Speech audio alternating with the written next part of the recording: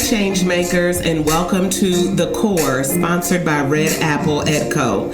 This is your Everything Education podcast. We talk about current events, books to read. We interview education leaders, hear their stories, learn from their biggest lessons, and they share what they wish you knew about what it means to be in education today. I'm your host, Dr. Kia Turner. Buckle up for small seeds of inspiration that can lead to big changes in your classroom practice. Let's take a bite out of today's guest. Hi, you guys. It is Dr. Kia here, closing out the social media lounge at ECET2BYU. I have my absolute save the best for last. You better know it. Okay, interview of the day. Please introduce yourself to us. Hello, world. I am Marco French, the principal of Queens Rail Leadership Academy here in Shreveport, Louisiana, Caddo Parish School Systems.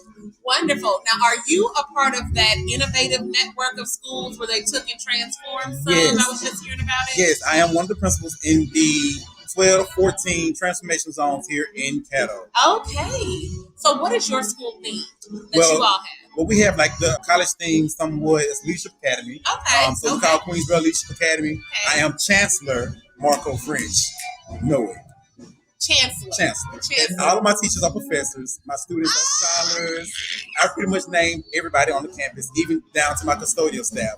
They are facilities management. So everybody has their own little swag name love on that. campus. So it is really good. It's really good. So tell us kind of what your school operation looks like, Chancellor. Okay. What is different and what grade levels are you working with? All right, so we are a pre-K through 5 school. The babies. Okay. I love the babies. Yeah. Can't deal with those grown ones. No. I love them. Y'all don't take that in. I love them. No, I love them, but being that I'm so young, they tend to think I'm on their level or that they can kind of test me at times. Yeah. So, but I love. We had 6th grade last year, Okay. and it was awesome. I really do love it. Okay. Children in general, that's my heart. Yeah, obviously. Yes. So tell us what your day operation looks like. Chancellors, professors, facilities management, professionals. I feel like everybody's walking around with suits and business cards like, go ahead and call. Exactly. It's pretty much like this. But Okay. the school is very, very laid back. One thing I always tell my staff, I will never forget what it is to be a teacher. So that is so important. That is so important. Yeah. So, but on a day-to-day basis, of course, we have like the school opening or whatnot, and our scholars do that. That's done by our scholars. But just in the classrooms, it's nothing for you to go to any one of our classrooms and find the students actually leading the instruction in the classroom. What? So, what does that look like? You know what? It's really, really awesome because a lot of the young men in the school, they love to dress like their principal. Okay. So and I bet you going in there every day like good every day suited and booted. Good morning. They come with their bow ties on. The kids? The kids do. Oh my God. It's really good. And at first day of school, when they came to school, 'cause I was there last year as instructional coordinator for 4 months before I was named principal. Okay. And the first day of school, I had parents bringing their students to me. Mr. French, what do you think? I'm like, what am I looking at? They look very good. The bow tie, Mr. French. So we had like 50 different bow ties on campus the first day. And I think I received like 10. The parents brought me like 10 bow ties. Some of them just match their students, their children and whatnot. So it's really, really fun. But again, back to what it looks like on a day-to-day basis. Yeah. The instruction in the classroom is out of this world. I have themed and not just classrooms. because he's chancellor. No, not just because of me. It's just because that's what it is. And you can see it. Exactly. And the school, I have came in and transformed the whole school. Love it. The whole school. So everybody say the school looks like me. Okay. So it's just the things. So well put together. It's well put together. It's the things that I have put in place for the teachers that they have to have. I love that. So that what may are some be non-negotiables? Non-negotiable. You have to have a rug in your classroom. Yeah. You have to have a lamp. Yeah. You have to have curtains. Yeah. You have to have an identifiable theme in your classroom. Oh, okay. And that's because some of those things the kids don't have at home. Yeah. We have gotten out into the community, into the projects that's near the school, and just toured the neighborhood. And it's never for you to find foil or sheets in the windows. So they don't know what it is to have a curtain. Things that we take for granted that they don't have is so important. So the classrooms feel like a home. Yeah. So when you're at home and you're safe in an environment, you tend to learn better. So that's one thing that we make sure that we bring our school on, especially the classroom. Yeah. But again, back to the students. What does student-led instruction look like? Tell us. Okay, so you go in. Let's say I'm going to use Miss Jones, one of my 5th grade math teacher. Okay. You go into Professor Jones' class. Okay. You're gonna find Ezra Scott. He comes to mind right now. He's our scholar of the year. Okay, Ezra. And he's in front of the class teaching. He's opened the lesson. This is what we're gonna do today, class. This is what it looks like. He does the gradual release model. I do, you do, we do. No, he does Yes, not. He is on it. Y'all growing teachers is what you do. Yeah, exactly. Because we don't have anyone going to this profession anymore. Yeah. So we're trying to make sure that we have some students that come into it. So Ezra gets up in front of the class, you all, and he's like, this is what we're doing. He explains it. He gives them the focus questions, the standard of the day. And the teacher, only thing she does is facilitate those higher order thinking questions. Yeah. That's it. She steps in and out there. But pretty much the entire lesson is ran by the child. Wow. The entire lesson. Now, the different side to that, one thing that we were flipped and given this year, we are a pilot school for Zern. Okay. And that is a totally online mathematics curriculum. Yeah. So it kind of takes away some of the teaching. Yeah. Because it's done on the computer. Yeah. But my teachers, they struggle with that because they own teaching. They own that. But Ezra does a good job stepping in doing that as well. So they're on it. They're on it. Right. Out of everyone, and y'all know I've been to a few places, okay, talking to teachers. I've never heard of student-centered learning going to such an extent that students are opening the lesson. Right. That students are putting the lesson. You all, she come in, she interrupted our podcast right now. And say hello. This is Deal Langston from University of Grand Canyon, you all. It's called Grand Canyon University, the best university in the world. Not a brick and mortar. There you go. Bam. Principal French is the best. He's Chancellor. He's informed us as Chancellor. Is this a podcast? Yeah. This is fabulous. Thank you. It's a vlog. I love that you're doing this. You guys have a fabulous Friday night, date night for us. All right. So I'll see you tomorrow. Get it in, husband. Y'all have fun. See y'all. He's leaving me. I know. So no one's a stranger on my campus. And that's I really have an open door policy for anybody who wants to come on the campus. Absolutely. Seriously. And I've never heard of student-centered learning being taken to such an extent that students are open the lesson. Are you doing a workshop here? No, actually, I'm not. Nicole had asked me to do one initially, but I have no excuse. We need to know how you managed to take a building and to do that, because my understanding through talking to the other principal who's also doing Mr. Rainey? Yes, there it is. Mm-hmm. Oh wait, I didn't get it down. Anyway, talking to him is that you guys completely transformed the school, period. Yes. But how did you go from whatever it was previously in such a short amount of time to, and now kids are leading instructors? That's deep. Right. I think one thing that I had in my corner as an advantage was I was assigned there to be the instructional coordinator for 4 months. Okay. I was there for 4 months. So I think I came in January to May. And the principal, she was like, Marco, you're going to be principal of the school. I was like, no, you're not going anywhere. So then May 4th, oh, by the way, today is my principal anniversary. Today, May 4th.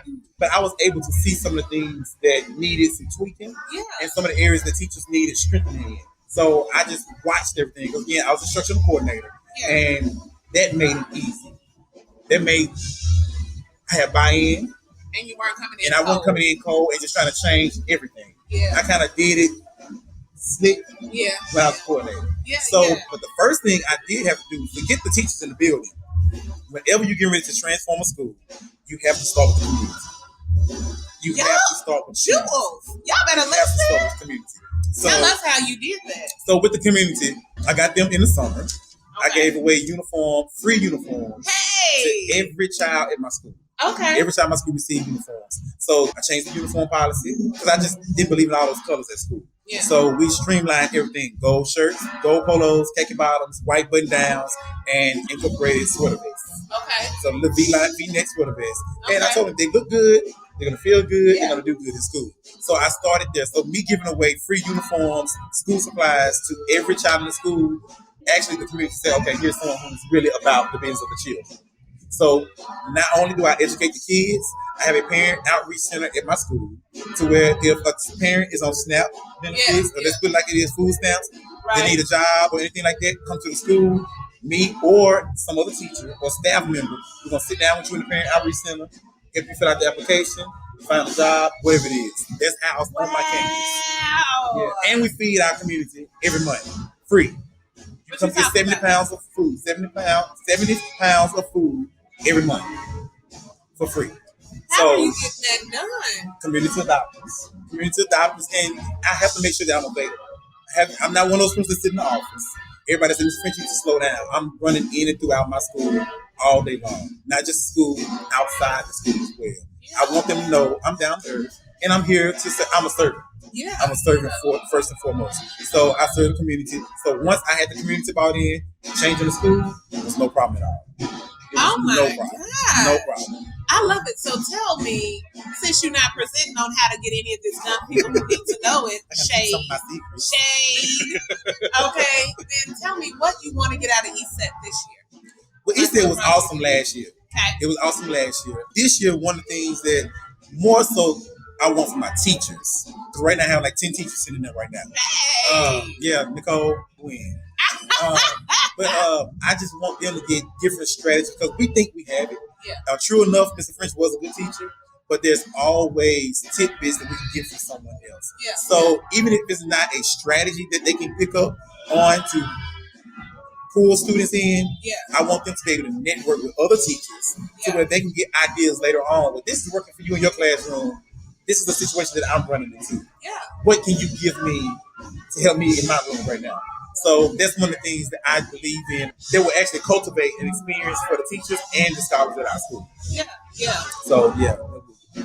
So tell us, what is one resource that you think every educator needs to know about no matter where they're located? Something that if an educator knows about it, is going to prove to be useful to them. One resource. One. What you got? Everybody, it's not your book yet. It's not. We gotta call it. We're calling it for. It's not his book yet, but y'all know it's coming. It's coming. It's coming. Oh, yeah, we've been together enough. Y'all see it's coming. It's coming. I'm really trying to figure out one thing. Something that is really going to be useful no matter what. It doesn't have to be a tool. It can be a book. It can be an experience. It can be an ideology. I want to say one thing that would be a great experience for every teacher or anybody in the school system that will help them is being able to just go out and get to know your people. Look at that. Get to know your people. Would you say, and I know I just cut you off, my bad, but would you say even, I'm thinking about Nadia Lopez, who runs my How Bridges, right? Mm-hmm. Amazing, and one of my educator favorites. But what she does every year is take her educators, put them on a bus and drives them around the community, makes them get off we do and that go around. So is that the thing that you're saying? That's like if I'm like thinking, how do I get started as an administrator? Mm-hmm. You're saying, hey, Chancellor to principal. Chancellor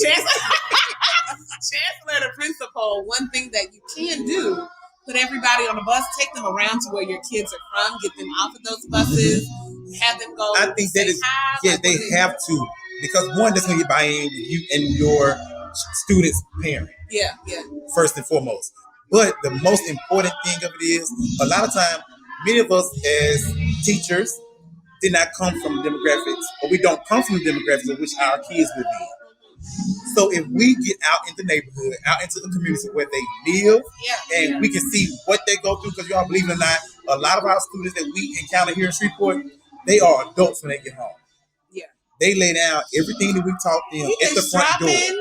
So if they can get out and just see what it's like, I'm not saying have sympathy, but just have an understanding from which or from where these kids are coming from. Oh, honey, and that's going to carry you. She saw this all over you. I'm looking at this book you guys are doing. Like, let me pre-order my copy. It's coming. But that's one resource right there within itself. It's free. Yeah. Because if you can't afford a bus, many of our schools caravan. Let's call it who you are. Better yet, we walked. Oh, we walked. We walked. That's what we did, and we went door to door of all of our students that we knew were coming to the school. Did you say hi? What did y'all do? Knock on doors. Hi, I am Chancellor French. I'm the new principal at Queens World. Hi, I am Mr. Jones. I am the new 5th grade teacher that y'all is coming to. No, y'all didn't. We play no games. Honey. No games. You better. Yeah. I always tell everybody, this is not something that I just wanted to do or it fell in my lap to do. This is my gift. Okay. This is my calling. And when you stay in your lane, there's no traffic. Oh. Hear that? Okay. I like that. We're going to put that on a t-shirt. When you stay in your lane, there's no traffic. I love that. And so I wish that was something that could be a session here, but I'm happy that at the very least you're sharing that one tip for people who are like, man, I really want to do what Chancellor French is doing. Right. What's one way I can get started? That is an easy point of entry. Very and easy. that is, so what's one thing you're seeing in your practice right now before we go? Something you're seeing in your education practice that excites you, like you see this wave coming or you see this change happening around you, even if it's just at your school and maybe not necessarily everybody wave yet. I'm going to say, I'm going to give you 3 parts. In my life personally, I see the happiness of my teachers. That just does something to me. I met with my admin team today, and I was telling them how proud I was. Okay. I cannot do this job without them. I believe in surrounding myself with people that is smart as I am or smarter than I am. First thing. Second thing, seeing the light bulbs go off in my teachers, in my professors. Okay. In my professors, and seeing the joy of them coming to work. Because they don't miss work. Oh, they don't miss work. He said he got high student Nancy at the table. Exactly. They don't miss work. That is one of my incentives to them. Yeah. Y'all don't take a half a day. Yeah. I'm gonna come teach your class. Yeah. Take a half a day. I'll take an early out. That's another thing. Just seeing the excitement on their faces. And then for the students, I'm gonna say attendance rate is even high. It's even high. Seeing them come to school every day and really being happy going down the hallway. Just excited about learning. So those are 3 things that I see that just puts me on cloud 9. It puts me on cloud 9, and I tell you, I'm still floating. Since last May 4th, I've been floating. So I'm very excited about the things that happen out here. So if we want to keep up with you, if we want to follow what's happening at your school, do you all have a Facebook page? Do you all have a Twitter? So, how do we catch? You can always follow me, Marco Okay. French, on Facebook. Okay. Spell it for us. MarcoFrench.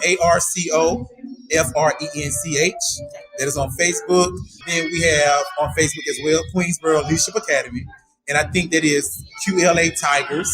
So either one, you'll find us there. And that is also on Instagram. What's my name on Instagram?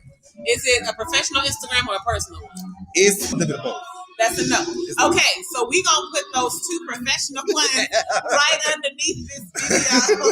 But the as other a one is nice resource too. where you got, I'm sure It's all school. nice. It's all school. Oh, okay. Yeah, As long as it's all school. it's You all don't have to put your... All school fraternity. It's all, shout out to Kappa Epsilon fraternity. I had to get that out there. I'm going to get that information from him. I'll put that under this video as a resource for you guys. Thank you, Chancellor French, for sitting down with us. You are the best interview of the day. Are you serious? You have You won say the the best for prize. last. Saved it. Okay, with this beautiful spotlight With this on light, us. y'all, she had us in some dark side. You didn't see neither one of us. It was real dark. That was It my was making dark. impression. Now we busting people out. We are getting out. Bye, y'all. See you later. That's all we have for today. Thank you for listening to The Core. Wherever you are listening to us, be sure to like our show, subscribe, and share the episode that's meant the most to you. We appreciate every single one of our subscribers, as do our sponsors. We look forward to seeing you next week. You can also check us out on YouTube at Red Apple Edco if you'd like to see more video of these conversations. We have them posted there.